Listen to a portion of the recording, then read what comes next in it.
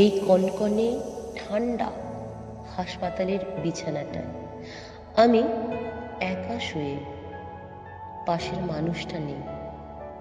আমি এসেছি মা হতে।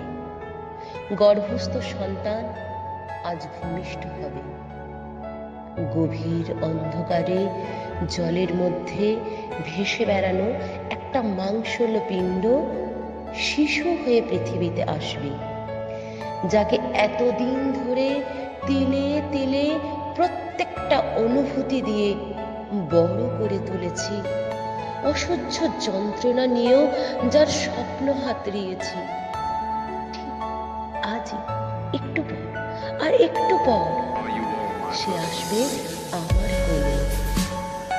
জানি না মেয়ে না ছেলে, এই নিয়ে চারবার লেবার রুমে কপালের পরিহাসে সব মেয়ে, তবু তো সন্তান।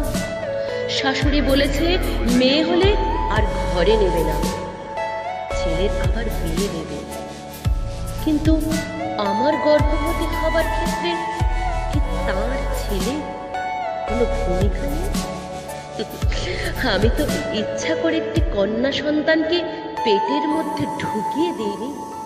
আর আমার স্বামী, সেও নিরুত্তর। বংশ রক্ষার চেয়ে একটা সদ্যজাতকে ডাস্টবিনে ছুঁড়ে এক অতি সাধারণ অসহায় সম্বলহীনা গৃহবধূকে ঘাড় ধাক্কা দিয়ে আটকুড়ি বলে বার করে দেওয়াটাই বোধহয় আমাদের সমাজের নিয়ম, সংসারের নিয়ম।